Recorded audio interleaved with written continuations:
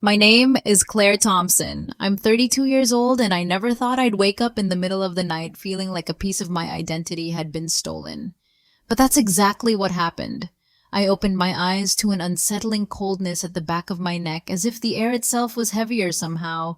There was a bitter metallic smell clinging to the sheets, mingled with the faint trace of something medicinal. For a few seconds, I didn't understand why my heart was racing, or why my skin was prickling with dread. Then I reached up with a trembling hand. My hair, my long chestnut hair that I'd spent years growing, trimming, caring for, was gone. All I could feel were ragged edges, uneven and brutally short. When I flicked on the bedside lamp, the reflection in the mirror nearly made me gasp out loud. Strips of my hair lay scattered across the pillow like fallen leaves. In that instant, it felt as if someone had broken into my life and decided to vandalize my very sense of self. Have you ever woken up to discover that the people closest to you had crossed a line you thought was unthinkable? If you've ever felt that kind of betrayal, or if you think it could never happen to you, stay with me until the end of this story. Like this video, subscribe to the channel, and let me show you how everything unraveled. I didn't scream. I didn't cry. I just froze. The kind of stillness your body goes into when the shock is too deep for tears. My breath caught in my chest as I slowly turned my head. That's when I saw it right there on the dresser, a pair of dull craft scissors, the same ones my mother used to cut coupons. Next to them, a yellow sticky note. It looked almost casual, like a reminder for groceries, but the words on it felt like a slap. "You'll still look fine, just focus on your speech for Lauren's big day." Mom. My hand started shaking, not because of the scissors, not even the message, but because everything about it was so calculated, so casual, like they didn't even think this would hurt me. Or worse, maybe they knew it would and didn't care. It wasn't a prank, it wasn't a misunderstanding, it was intentional. And it came from the two people who were supposed to protect me. Let me ask you something. Have you ever felt invisible inside your own family? Like your feelings were just background noise? Because that morning I realized mine had never truly seen me at all. I sat on the edge of my bed, staring at the note. The silence in the house was thick, almost suffocating. It wasn't just about my hair. It was everything it symbolized. That wedding, Lauren's wedding, it was supposed to be a rare moment, a chance for me to finally stand tall in front of a family that had always looked past me, to show up in the navy silk dress I bought with my own paycheck. To speak from the heart, no scripts, no need for approval. But now I look like someone who'd lost a bet, someone being punished. You see, I was never the daughter they praised. Lauren got the violin lessons, the ballet recitals, the family road trips. I got secondhand clothes and a constant reminder to be grateful. She was the chosen one. I was the background. And even now, with all I'd overcome, moving out young, working 2 jobs, they still couldn't stand the idea of me being seen. Is it wrong to want to be seen, to be acknowledged? Because that's all I ever wanted, not attention. Just a place where I wasn't edited out of the picture. I walked to the kitchen. My legs were shaky, my hands still trembling, but I moved as if on autopilot. The light above the sink was already on. The smell of coffee hung in the air, familiar but suddenly unbearable. My father sat at the table, spooning cereal into his mouth. He didn't even look up, just muttered, "Oh good, you're up." Then added without emotion, "Less hair makes your face less distracting. Attention's not supposed to be on you today." Across from him, my mother was sipping coffee like nothing had happened. "It's Lauren's wedding," she said softly. "Let her shine." I stood there frozen, like a guest in someone else's house, like a stranger wearing my own skin. They didn't ask how I was. They didn't ask why I looked shaken, because they already knew, and they didn't care. I was furniture, a backdrop, something to mute, and in that moment, with my hair butchered and my chest tight with silence, I knew. They weren't just ignoring me, they were erasing me, piece by piece, until there'd be nothing left worth noticing. That morning, everything felt louder. The ticking clock on the wall, the quiet clink of my father's spoon, even the rustle of the newspaper he barely looked at. It was like the world was pretending nothing had happened. But inside me something had shifted. Something that had been quiet for years started to speak. I thought back to when we were little. Lauren got piano lessons, dance camps, designer shoes by middle school. I got old hand-me-downs, birthday cards with love scribbled like a formality.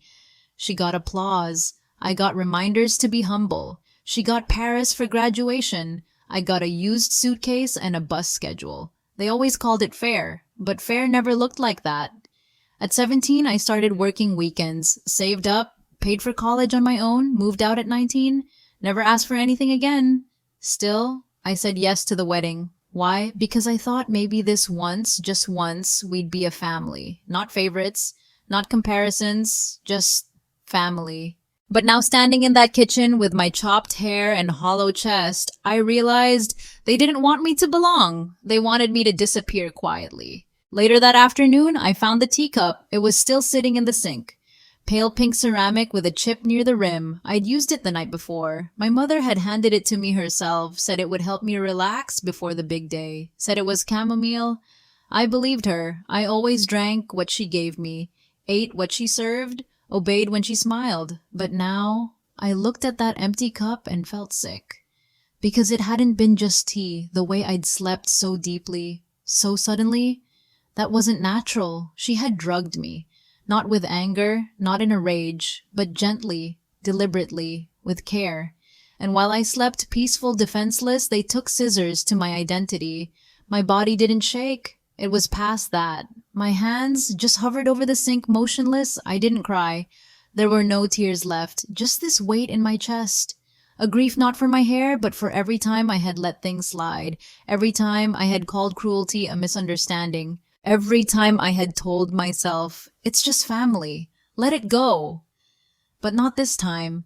This time, I couldn't let it go. I picked up my phone. My fingers felt cold. My throat was tight. But I called the only person who'd never made me feel like I was too much. Or not enough. Sophie. My voice cracked the moment she answered. I didn't mean to cry. I didn't even realize I was crying until I heard myself whisper, "They cut my hair." While I was asleep. There was a pause, a long one. Then she said, "Claire, I'm coming over. Right now." Less than an hour later, she was at my door, still in her workout clothes, hair tied up, no makeup. But the second she saw me, her expression changed. She didn't gasp dramatically, didn't ask what I did wrong. She just stared, eyes wide, hand covering her mouth. "They did this," she said quietly. I nodded, and for a moment neither of us spoke. There was no need.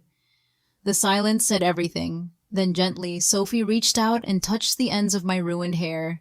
She didn't flinch. She didn't pull away. Instead, she said something soft, something simple, something that broke me open. "We're not letting this be the end of your story." Sophie made tea, real tea. No tricks, no sleepy herbs. We sat at my kitchen table in silence for a while. Just the sound of the kettle, the soft clink of ceramic. She didn't push me to talk. She waited, patient, steady, like she always had.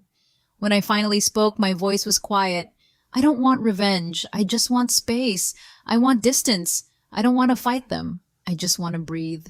She nodded, slowly, thoughtfully. But then she said something that stayed with me. "Claire, sometimes not fighting is how they win." I looked at her confused, tired. She leaned forward. "They didn't just cut your hair. They took your moment. Your dignity, your chance to stand up and be seen, and they want you to disappear now, quietly, like always." I didn't say anything, but I felt it. That word disappear hit something old inside me, something bruised, something that had waited years to be heard. I'd spent a lifetime trying to be small, polite, acceptable. But maybe this time I didn't want to shrink anymore. Maybe I was done disappearing. Later that evening, I remembered something. Something small, something strange, but suddenly important. A few weeks ago, I'd started using my phone to record short voice memos. Little thoughts, feelings I didn't want to forget before therapy. Nothing dramatic, just bits and pieces of the everyday. I never meant for anyone else to hear them. But one file stood out. It was from a Sunday morning. I had recorded it right after brunch with my parents. I'd been upset and too tired to argue, so I whispered into my phone instead. I pressed play. There was my mother's voice. Cold, dismissive. She always posts those photos to get attention. She thinks she's prettier than Lauren. Then my father's voice. Pretty girls ruin weddings. Jealousy follows them like perfume. I paused the recording, my hand clenched around the phone. Sophie looked up. You still think this wasn't on purpose? The air in the room felt heavier. I had brushed it off before, called it rude, called it nothing. But now, it felt like a pattern. A warning I never took seriously, until it cut me quite literally in my sleep. We sat there in silence, the kind that isn't empty, but full of things that finally made sense. Sophie looked at me, not with pity, not even anger, but something steadier, fiercer. You know, she said there's a way to make them listen. I didn't answer.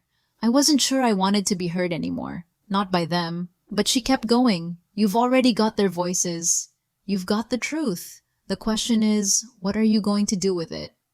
I looked down at my phone, the screen still glowing, the audio file still open. For years I'd let them speak over me, shape me, shrink me. But this time, I had the mic. Sophie stood up, walked toward my bathroom. "Let's fix your hair," she said, not to hide, not to cover anything up, but to mark the start of something new. And somehow I found myself following her, not because I had a plan, but because something in me had finally decided I was done waiting to be chosen, done waiting for permission. From now on, I would choose myself. The bathroom was quiet, just the soft hum of the overhead light, the faint creak of the door as it closed behind us. I sat on the edge of the tub wrapped in an old towel while Sophie stood behind me, scissors in hand. She didn't say much, just tied my hair back gently, measured, studied what was left, then snip. The sound was soft, but it echoed. More than hair fell to the floor that night, something heavier, something older. She trimmed carefully, evenly, slowly, like she wasn't just cutting, she was shaping, repairing, undoing what they had done. And when she finished, she handed me the mirror. For a second, I hesitated, afraid of what I'd see, but when I looked, I didn't see a victim. I didn't see the daughter they tried to silence. I saw someone sharper, someone clearer, someone becoming. Sophie smiled soft and proud. "You look like a woman about to start a revolution." I laughed, a small laugh, the first in days, but it felt real. I wasn't hiding anymore. Not behind long hair, not behind silence, not behind the idea that love should mean disappearing. I didn't sleep that night, not really. I lay in bed staring at the ceiling. My body was still, but my mind kept moving, replaying old conversations, old looks, the way my mother's smile always tightened when I walked into a room, the way my father's voice dropped just enough to remind me I wasn't the star. All those years I thought I was imagining it. But now I knew. It had always been there, under the surface, waiting for the moment I shined just a little too brightly. And now they'd tried to dim me, quietly, permanently. But I wasn't going to let them. By sunrise I was up, showered, dressed. I wore black slacks, a clean white blouse. No frills, no apologies. My new haircut framed my face. Sharper, bolder. In the mirror, I saw something I hadn't seen in a long time: readiness. I slipped the phone into my bag, the recording still saved, still there. I wasn't sure exactly what I'd do yet, but I knew one thing for certain: I wouldn't be showing up to that wedding on their terms. Not anymore. The wedding venue was a vineyard, wide, picturesque. Rows of trimmed vines lined the gravel path. White tents shimmered under the morning sun. It was also carefully staged, like a scene out of a magazine. And I was supposed to play a silent extra in their perfect photo. Guests were already arriving, laughing, hugging, carrying gift bags and clutching mimosa glasses. No one looked twice at me. Not at first. I walked slowly, steady steps, chin up, hair sleek, angled just below my jaw. My heels clicked against the stone walkway, rhythmic, deliberate. Inside, the rehearsal brunch was already in motion. My mother stood near the buffet, smiling too wide, air-kissing guests, pretending the past didn't exist. Lauren floated through the room like a pageant queen. White sundress, subtle makeup, every eye on her, every compliment rehearsed. I wasn't jealous, not anymore. I was observing, not part of the show, not behind the curtain, just ready. And then someone handed me the microphone, a simple gesture, no one expecting more than polite words.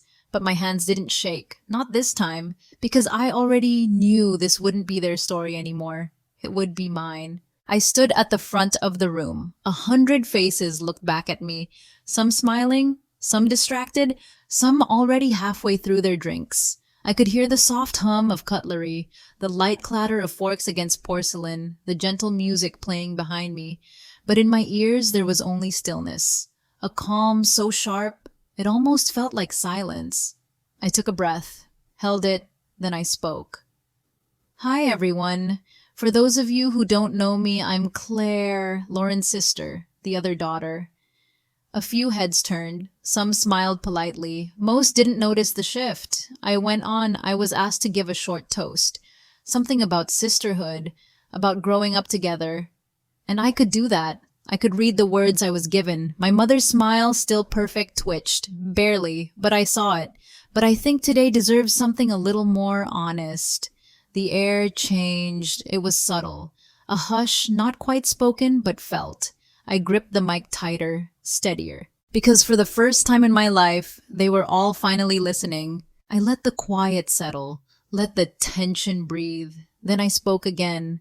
Slower this time, calmer. I want to talk about what happens behind the pictures, behind the smiles, behind the matching dresses and polished holiday cards. Some guests shifted in their seats.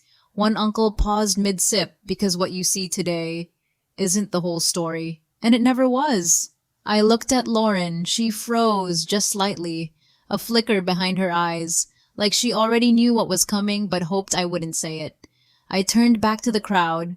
Sometimes I continued, people say they love you, but only if you stay small, only if you stay quiet, only if you know your place. My father's jaw tightened. My mother lowered her coffee cup, carefully, slowly. They tell you to support your sister, to not steal the spotlight, even when you're just standing in the same room, even when all you want is to be treated like you belong. I paused, a full breath, then said without flinching, they drugged me the night before this, put something in my tea, so I'd sleep through what they planned, and just like that, the room cracked open. The silence after I said it wasn't quiet.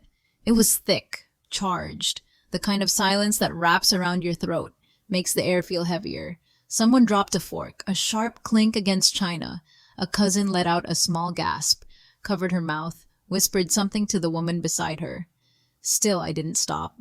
I woke up the next morning, and my hair was gone, cut in clumps, left on the pillow like a message. My mother shifted in her seat, her hands folded tightly, her smile now completely vanished. My father stood. Claire, he snapped. That's enough. But I looked right at him. Calm, unshaken.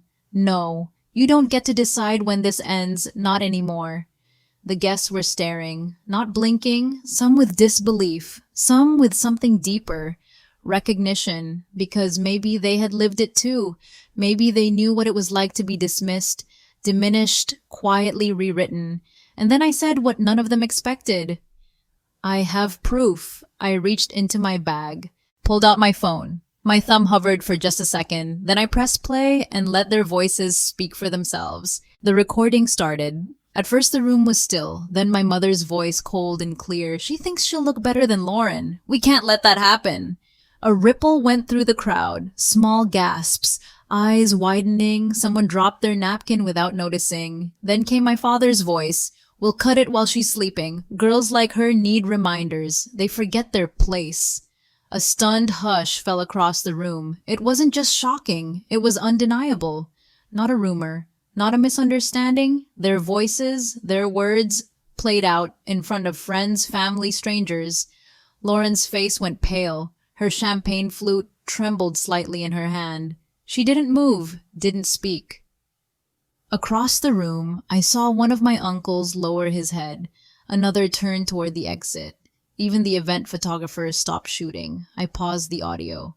Let the silence settle, and then I said gently but firmly, you taught me to feel small, ashamed. You tried to erase me in the name of someone else's spotlight. I scanned the room, slowly, but today I'm not here to be quiet. I'm here to be seen. And they couldn't look away. My father was still standing, his face red, hands clenched, but he didn't say another word. My mother stared straight ahead. Her expression unreadable now, blank, as if she could disappear just by not blinking.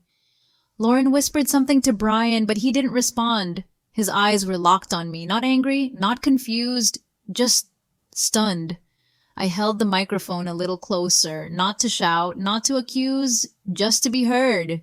For years, I've been told to keep the peace, to let things go, to be the bigger person.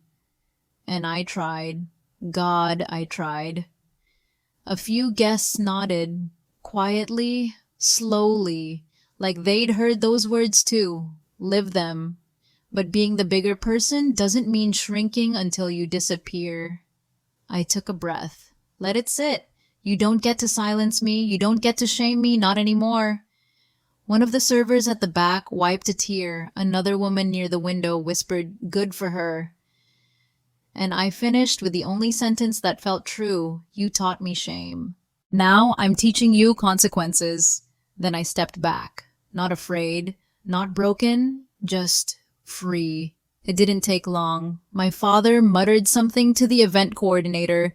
Voices were hushed, movements quick. Within minutes, 2 venue staff approached me. Kind eyes, nervous hands. One of them said softly, "We're going to have to ask you to leave." I nodded. No argument, no drama, because I had already said what needed to be said. As I walked toward the exit, the room didn't buzz. It didn't cheer. It held its breath. Some guests looked away. Others looked right at me, faces full of something that almost felt like respect. Lauren was crying now, but not for me, for her photos, her day, her spotlight. Brian stayed seated, still quiet, still watching. Outside, the sunlight felt different, warmer, lighter, or maybe it was just the weight that had lifted off my chest. Sophie met me near the parking lot. She didn't speak, just opened her arms. I collapsed into them. I wasn't humiliated. I wasn't defeated. I was released. And somewhere deep down, I knew the real story wasn't ending here. It was just beginning. And this time, I would be the one writing it. That night, Sophie uploaded the video. No filters, no edits. Just the raw clip, my words, the recording, the moment the room fell silent. She gave it a simple title. This is what happens when family becomes a weapon. At first, I didn't think much of it. A few views, a few comments. But by morning, it had spread. Thousands of people had watched, then tens of thousands, then millions. Some reposted it, others stitched their own stories beside it. Women, men, strangers from different countries, different lives, all saying the same thing. Thank you for saying what I never could. My inbox flooded. DMs from people I'd never met, messages from women who had been silenced, daughters who had been erased, sisters who had swallowed their pain for decades. The video became more than a confession. It became a mirror. Not just mine, everyone's. And while my family stayed silent, pretending hiding, I stood in the center of a storm I had not planned. But I wasn't afraid, because this time I wasn't invisible anymore. It was 2 days later, late afternoon. The sun poured through my apartment windows, warm, quiet. I was scrolling through messages, trying to keep up. Most were kind, some heartbreaking, a few deeply personal. Then one stood out. The name was unfamiliar at first, but the subject line read, "Your voice deserves a platform." I opened it, read slowly, carefully. It was from Cynthia Marks, CEO of a high-end fashion brand known for rebranding public narratives. Women who had been shamed, silenced, twisted by headlines. She helped them rewrite the story on their terms. She had seen the video, and more than that, she believed in it, not just as a moment, but as a movement. "I don't want you as a model," she wrote. "I want you as a voice, a vision, a creative director for our new campaign." I stared at the screen, blinking, heart pounding. Not long ago, I was being dragged out of a vineyard. Now, someone saw power in me, not pity, not drama, but direction. And for the first time in a very long time, I didn't doubt if I belonged. The first shoot was 3 weeks later, downtown studio. Bright, minimal, clean white walls and high windows pouring in light. Cynthia greeted me at the door. Firm handshake. No small talk, just focus, respect. "We're not dressing you to cover anything," she said. "We're dressing you to reflect everything they tried to bury." And she meant it. The gowns weren't soft and sweet. They were structured, bold, colors that carried weight, fabrics that moved like armor. The makeup was minimal, clean, no need to erase anything. They didn't ask me to smile. They didn't ask me to pose like someone I wasn't. They let me stand. Just stand as I was. In one shot, I looked directly at the lens. No tilt, no softness, just clarity. The stylist whispered, "You look like truth." And for the first time in my life, I believed that could be beautiful. I wasn't hidden. I wasn't edited. I wasn't pretending to be someone easier to love. I was simply fully me. And somehow, that was finally enough. The call came just 2 days later. It was Cynthia again. Her voice calm, steady, but this time, a little excited. "They want to feature you." I blinked. "Who's they?" She smiled through the phone. "Empower magazine, the cover story, full spread. They said your video isn't just viral, it's cultural. They called it a moment of reckoning." I sat down slowly, let the words settle. Not long ago, I was standing in a kitchen, hair butchered, heart quiet, voice unused. Now, people wanted to hear me, not out of sympathy, but because something I said, something I lived mattered. The shoot took place at an old theater.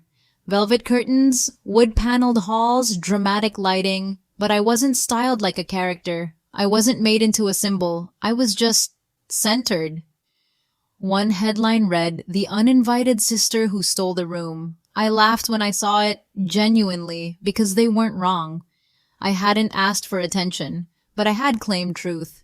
And somehow, that truth had become a spotlight no one could dim. The article went live on a Tuesday. By Wednesday morning, my inbox had tripled, but it wasn't just attention, it was recognition.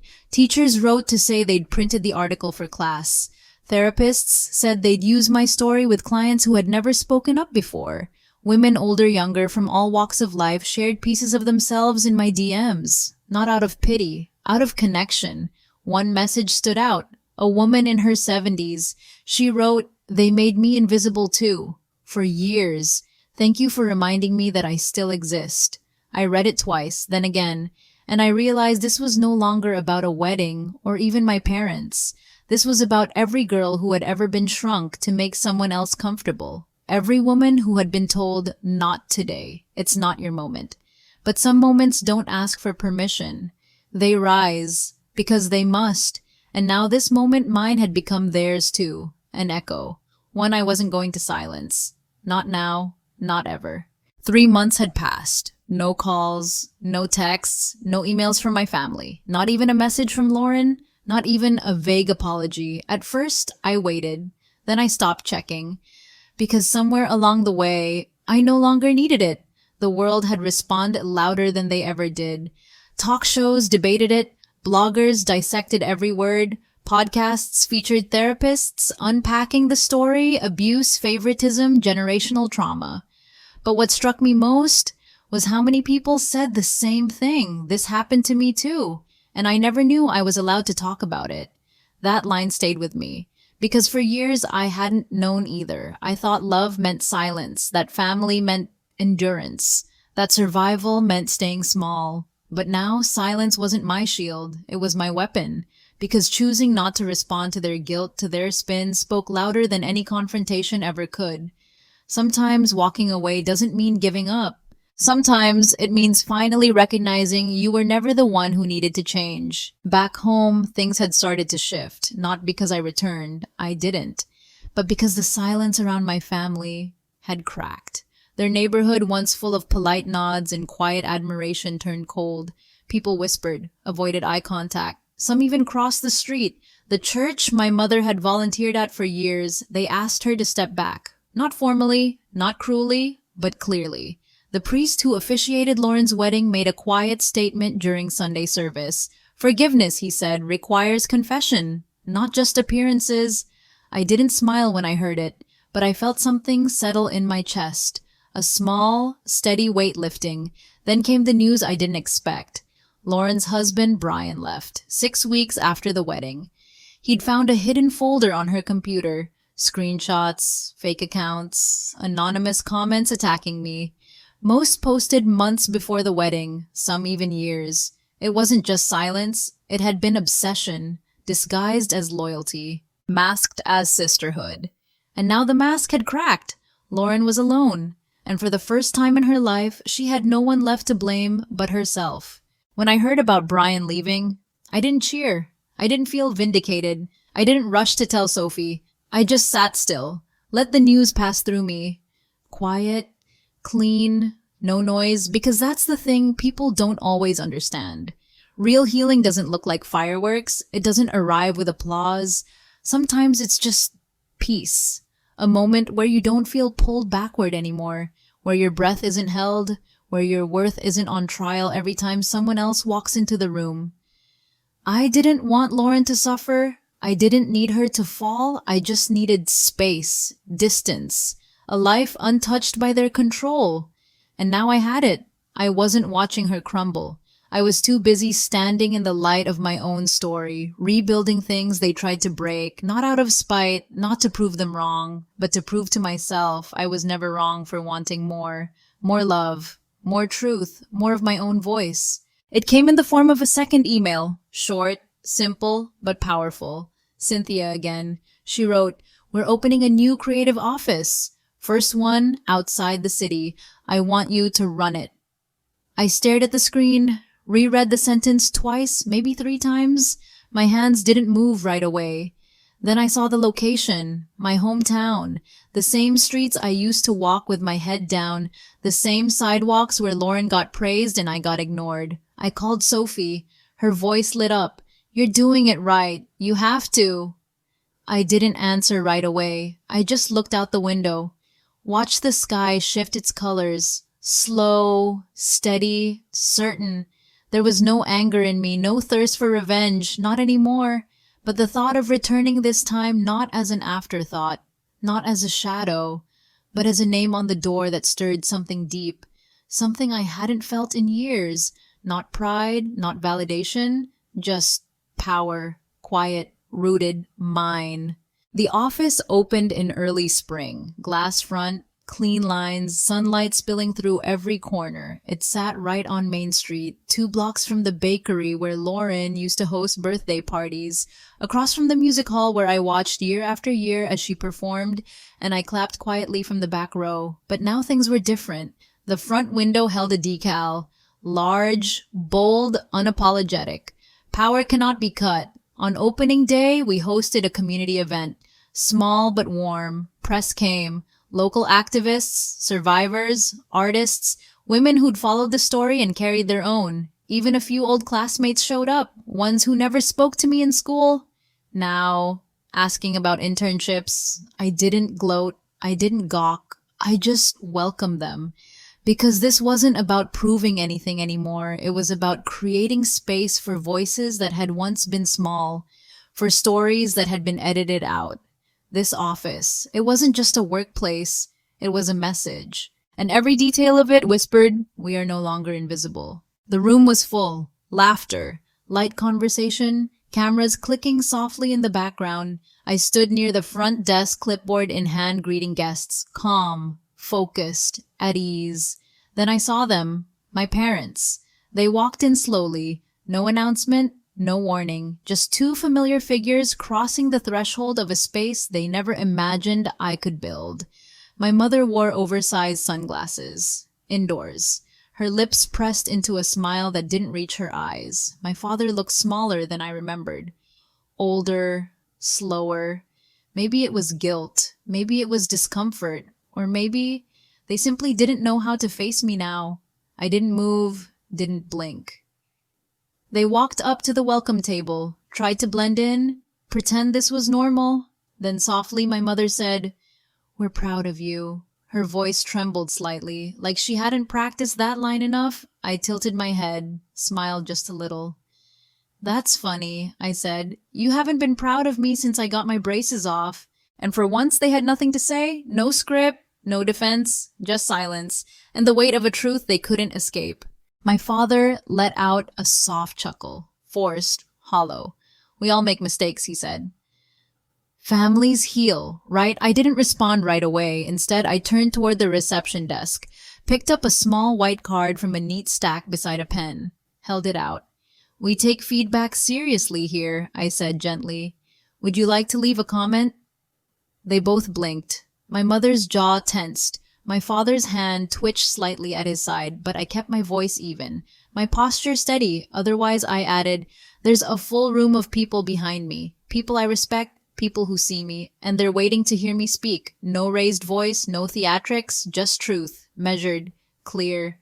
They didn't follow when I turned away. Didn't try to stop me or explain, because deep down they knew. This wasn't a scene, this wasn't a plea, this was the cost of their silence, of every word they thought I'd forget. And now, without apology, without permission, I had finally closed the door behind them. I walked back toward the center of the space. My team had gathered. Friends, supporters, women who had flown in from other cities, all of them watching, waiting, not for gossip, but for guidance.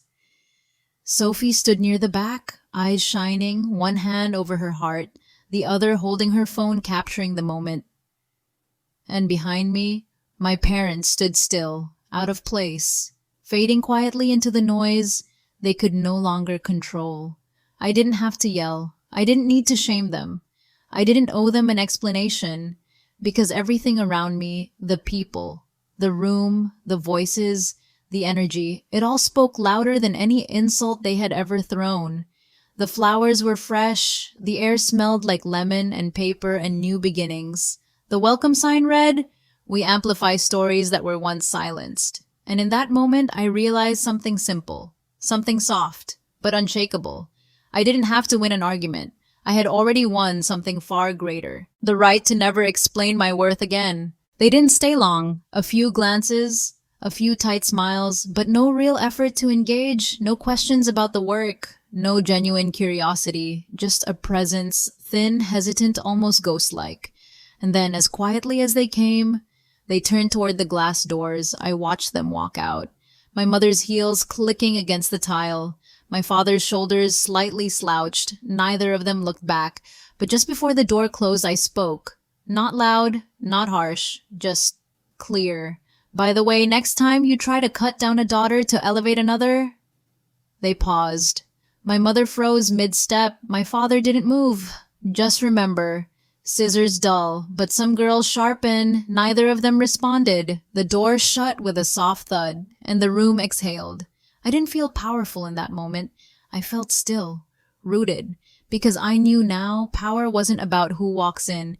It's about who can stand tall long after they've walked out. After they left, I didn't sit down. I didn't cry. I didn't shake. I simply stood there. Breathing, grounded, present in a way I hadn't felt since I was a child. Someone offered me water. Another adjusted the mic. Sophie touched my elbow soft, steady, but no one asked if I was okay, because they could see it. I was more than okay. I was whole. The truth is, there was never going to be an apology. Not from them. Not in words that meant anything, and I'd made peace with that, because I had stopped chasing what they were never willing to give. Approval, validation, some retroactive version of love. What I had now was better, stronger, built from within. My story wasn't a wound anymore, it was a foundation. Solid, wide, unshakable. I didn't need an apology because I'd already done the harder thing. I forgave myself for ever believing their silence meant I wasn't worth hearing. That evening, the office stayed open late, not because of a schedule, but because no one wanted to leave. People lingered. Some browsed the displays. Others stood in quiet corners reading excerpts from survivor stories framed on the walls. There was a softness to the space. Not weakness, not fragility, just openness. The kind that only comes when truth has been told and no one is trying to take it back. I moved through the room slowly, smiling, listening, taking it in. A woman approached me, mid-60s, elegant, gentle eyes. She said I stayed quiet for 30 years. Your story cracked something open. She didn't cry. She didn't need to. She just touched my arm, then whispered, "Thank you for building this room. I didn't know I needed one." And I realized this wasn't just a story anymore. It was shelter. It was reflection. It was light poured into the places that had been dark for too long. I hadn't just spoken. I had created space. And sometimes that's what healing looks like, not louder, just more real. Later that night, after everyone had gone, I stood alone in the center of the room. The lights dimmed, the chairs empty, the quiet settling like a soft blanket. I walked slowly toward the front window, looked out onto the street I used to avoid, the same one where I used to walk quickly, eyes down, hoping not to be seen. Now my name was on the glass, bold, visible, unapologetic. Behind me on the wall hung a single framed quote. "You don't have to be loud to be heard. You just have to stop hiding." I read it twice, and for the first time in my life, I didn't feel like I had to survive anyone. Not their judgment, not their silence, not their conditional love, because I hadn't just survived what they did. I had outgrown it, outlived it, rewritten it, and standing there in that quiet room I had built from my own truth, I finally understood I wasn't the broken piece in their story. I was the beginning of something entirely new. The next morning, I wrote a letter. Not to send, not to post, just to write. It began simply. "Dear Mom and Dad, you taught me how to disappear, but I finally learned how to stay." The words came easily, slowly, not sharp, not angry, just true. I told them about the silence, the years I smiled through it, the nights I made myself smaller just to keep the peace. I told them about the tea, the scissors, how that night wasn't the beginning, it was the final page in a chapter they'd been writing for years. I didn't ask for answers, didn't beg for understanding. Instead, I wrote what I wish they'd said. "You deserved more. We were wrong. You didn't have to earn your place." Then I folded the letter carefully, tucked it inside an empty journal, because some letters aren't meant to be read, they're meant to be released. And as I closed the cover, I felt something shift gently but completely. I had said everything, and I didn't need them to hear it to feel whole. That weekend, we hosted a small gathering. Not a press event, not a campaign launch, just a circle, a quiet one. People came with stories. Some brought poems. Others just brought their presence. There was no stage, no spotlight, just cushions, folding chairs, and warm tea. When it was my turn to speak, I didn't have a script. No planned words, no performance. I just stood, took a breath, looked around, and said softly. I used to rehearse every sentence before I spoke. Made sure I wouldn't upset anyone. Made sure I didn't take up too much space. Heads nodded, slowly. Some eyes lowered, others met mine steady. But I'm not here today to be perfect. I'm here to be present, to say I exist even when it made others uncomfortable. A pause. A quiet exhale. I thought healing would feel like a parade, but sometimes it's just this. A room full of people who know what it means to hold their breath and finally let it go. No applause, no music, just stillness. And the quiet understanding that somehow we were all a little more free than before. That night, I stayed at the office a little longer. Just me, a soft lamp by the front desk, and the hum of quiet beyond the windows. I walked slowly into the restroom, turned on the light. The mirror above the sink was clean, simple. No fancy frame, no perfect angles, just a reflection. Mine.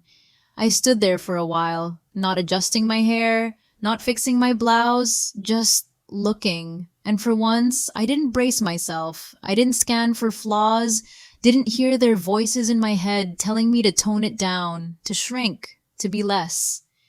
Instead, I saw someone who had stayed, someone who had walked through fire and still stood upright. My eyes weren't bitter. They were clear. My mouth didn't tremble. It softened just slightly, like it finally trusted itself to speak. I raised one hand, touched my own reflection, and whispered not for anyone else to hear, but for the girl who had once begged for love in silence. You didn't need fixing. You just needed the truth. And now, you have it. The next morning I arrived early. The street was quiet, the sky a soft gray, the air cool against my skin. I unlocked the front door, stepped inside. The space still smelled like new paint and fresh coffee, but it wasn't just an office anymore, it was something else. A place where silence didn't win, where small voices didn't stay small. I walked to the front window, looked at the decal one more time. Power cannot be cut. Below it, they'd just added something new, a brass plaque, subtle but clear. Claire Thompson, founding director. I ran my fingers over the letters, felt the weight, the shape, the truth of it. It wasn't about revenge, not about proving them wrong. It was about finally claiming what had always been mine. Not the spotlight, not the applause, just the right to take up space, fully, boldly, without apology. And as I turned to face the morning people already beginning to arrive, I smiled. Not because I was healed, or finished, or complete, but because finally I knew exactly who I was. And no one was ever cutting that away again. If any part of this story spoke to you, if you've ever felt small, silenced, or unseen, know this: you are not alone. And your voice, just like mine, deserves to be heard. I'd love to know, what part stayed with you? What did it make you feel? Share your thoughts in the comments below. Let's make space for each other, one truth at a time. And if this story moved, you don't forget to subscribe to the channel so you never miss the next chapter. Because healing isn't just a story, it's a community, and you're already part of it.